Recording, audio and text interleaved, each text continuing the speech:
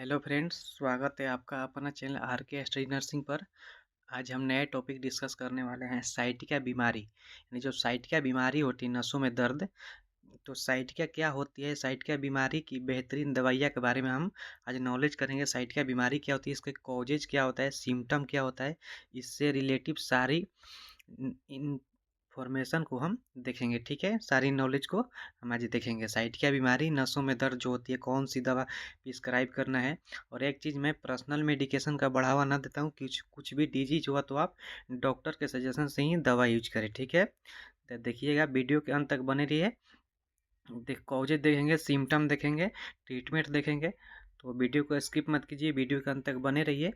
यदि आप चैनल पर नए हो तो चैनल को सब्सक्राइब कीजिए ताकि हमारा अगला नोटिफिकेशन आपके पास जल्द से जल्द पहुँचे। ठीक है, तो देखिएगा, जो साइटिका होती है, तो यहाँ पे सबसे पहले बोल रहा है, एक नंबर में हम देखेंगे तो बोल रहा है साइटिका। एक चीज़ यहाँ पे हम ब्रश ओपन कर लेते हैं। देखिएगा, बोला है जो साइटिका होती है, ये क्या होती है। Sciatica is common disease which is seen in about 14% of people.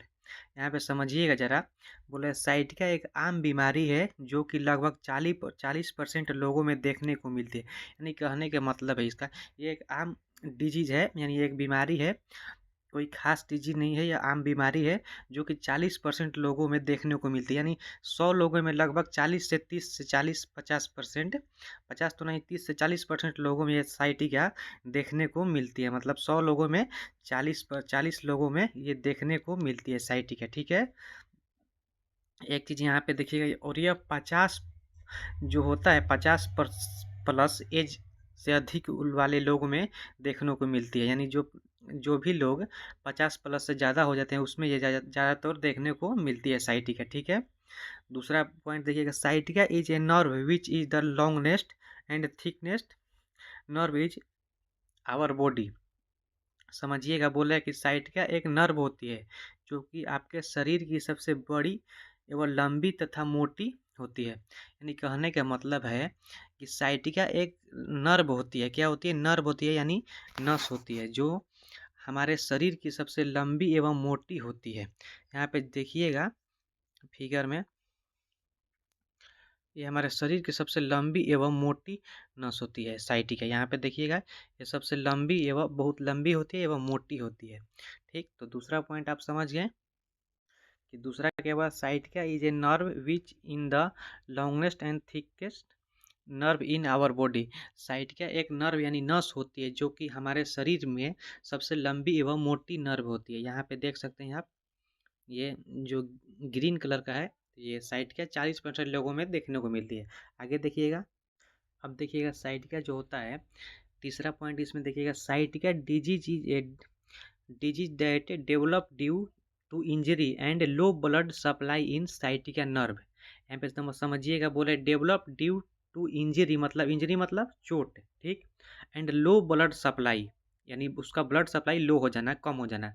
तो यहाँ पर सॉरी, यहाँ पे बोल रहा है कि साइटिका बीमारी ऐसी बीमारी है जो कि साइटिका नर्व में चोट लग जाने से कारण या रक्त की कमी के कारण उत्पन्न होती है।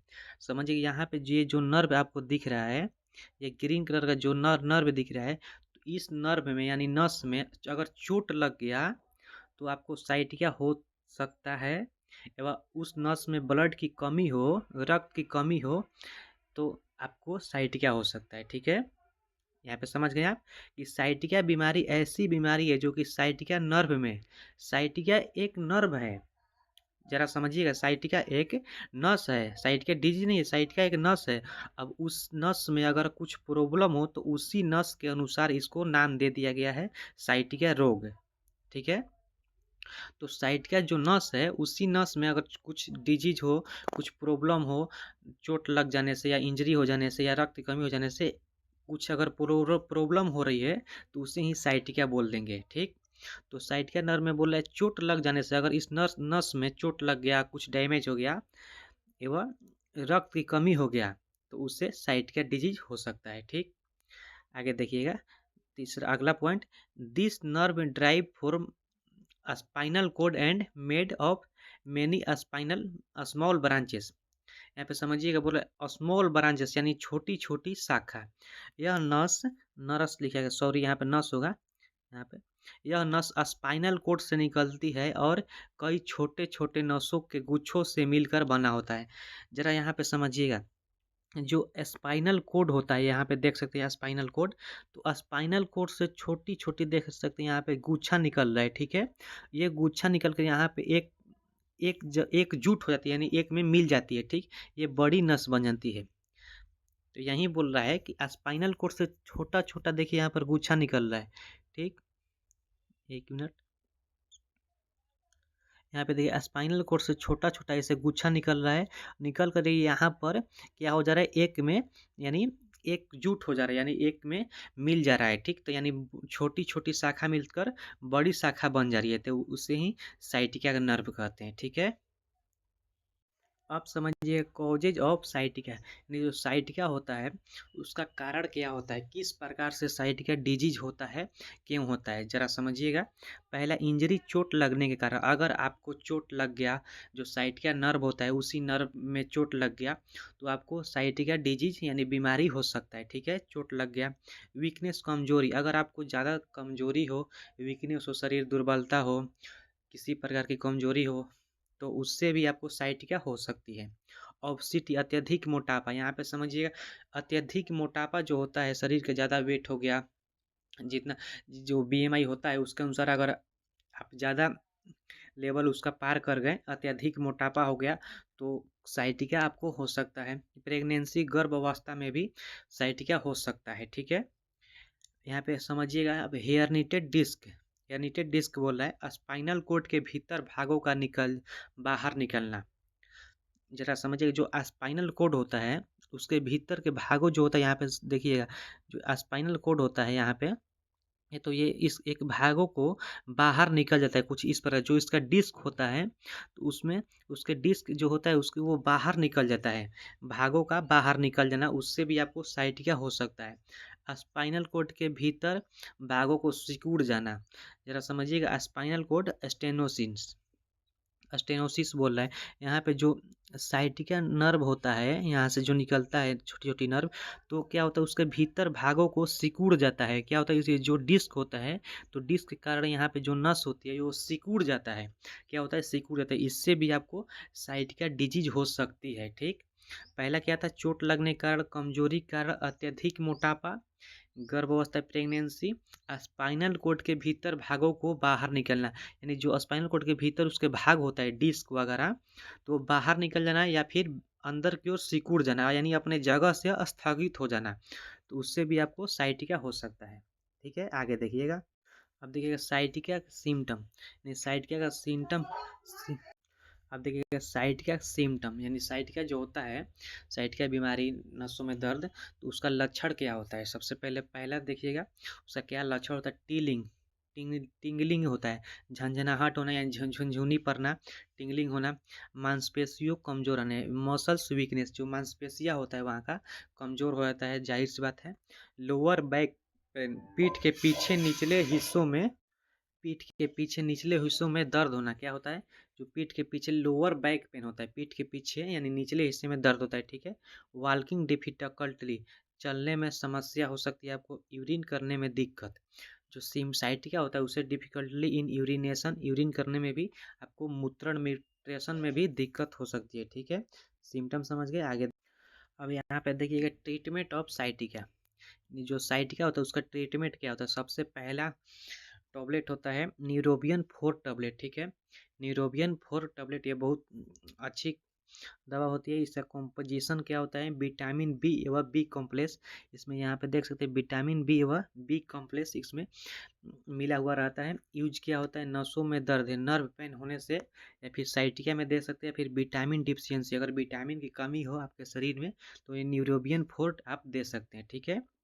विटामिन बी कॉम्प्लेक्स एवं बी कॉम्प्लेक्स, इसका डोज क्या होता है, ओडी दिन में एक बार फॉर 10 डे, यानी 10 दिनों तक इसे आप दे सकते हैं। ओडी दिन में एक बार देना है, ठीक है। कौन सा, न्यूरोबियन 4, इसमें 30 टैबलेट आता है, तो आप इसे यूज कर सकते हैं, ठीक है। न्यूरोबियन फोर्ट, पहला टैबलेट कौन सा है, न्यूरोबियन फोर्ट। यूज क्या होता है, नसों में दर्द, साइटिका में विटामिन बी डी, विटामिन की कमी अगर आपके शरीर में हो तो इसे दे सकते हैं। अब देखिएगा बोला है नेप्रोराइसिन टैबलेट, नेप्रोसिन, नेप्रोसिन टैबलेट अब होता है ट्रीटमेंट ऑफ साइटिका में। एक नेप्रोसिन टैबलेट आता है, इसे इसमें इसका कॉम्पोजिशन क्या होता है, ये मार्केट में बहुत आसानी से अवेलेबल रहते हैं, ठीक है। इसमें नेप्रोक्सिन पाया जाता है जबकि सोडियम पाया जाता है। इसका कॉम्पोजिशन क्या होता है, यहाँ पे देख सकते हैं नेप्रोक्सिन एवं सोडियम इसमें टैबलेट पाया जाता है, ठीक है। यूएसपी होता है, यूज क्या होता है, इसका यूज रहने वाला है साइटिका, नर्व एवं मसल्स पेन, नसों में दर्द एवं मांसपेशियों में अगर दर्द हो तो नेप्रोसिन टैबलेट आप दे सकते हैं, ठीक है। विटामिन डिफिशियंसी, विटामिन की कमी में दे सकते हैं। डोज क्या रहने वाला है, डोज ओडी, दिन में एक बार फॉर 10 डे, इसको भी आप 10 दिन तक दे सकते हैं, ठीक है। यहाँ पे ये 10 टैबलेट इसमें होता ही है केवल, तो 10 दिन तक इसे दे सकते हैं, दिन में एक बार।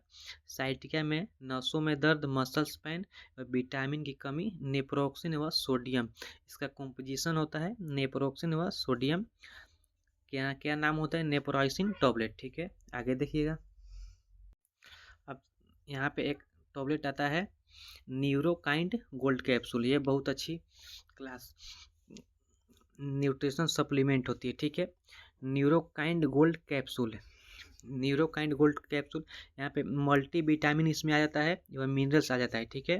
ट्रीटमेंट ऑफ साइटिका में ये भी आप दवा यूज कर सकते हैं, मल्टी विटामिन एवं मिनरल्स इसमें आ जाता है। ये क्या होता है, जो इसका यूज होता है साइटिका में नर्व पेन और विटामिन डिफिशियंसी, अगर शरीर में विटामिन की कमी हो तो इसे न्यूरोकाइंड गोल्ड कैप्सूल आप दे सकते हैं, ठीक है।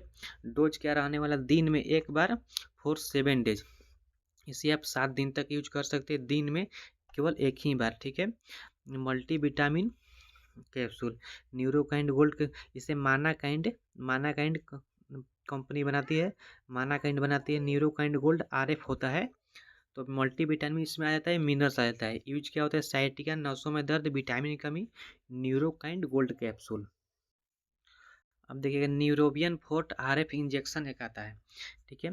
एक इंजेक्शन आता है Neurobion fort RF injection, treatment of Saikia में। इसमें क्या होता है कॉम्पोजिशन, मेकोबालामिन होता है, मेकोबालामिन एवं पायरिडॉक्सिन एवं निकोटोनामाइड होता है। इसमें कॉम्पोजिशन इसमें मेकोलोबानामिन मिलाया जाता है, जबकि पायरिडॉक्सिन एवं निकोटोनामाइड इसमें कॉम्पोजिशन करके मिलाया जाता है, ठीक है। यूज क्या होता है, साइटिका, नर्व पेन एवं विटामिन डिफिशियंसी, विटामिन की कमी होने पर, नर्सों में दर्द होने पर न्यूरोबियन फोर्ट आरएफ इंजेक्शन, यह बहुत अच्छा आसानी से अवेलेबल रहता है मार्केट में। इसका डोज क्या रहने वाला है, एक इंजेक्शन इन वीक, पूरा सप्ताह में एक ही बार इसे देना है, ठीक है। इसका ये एम्पिल होता है, सप्ताह में एक बार इसे देना है, न्यूरोबियन फोर्ट आरएफ इंजेक्शन, ठीक।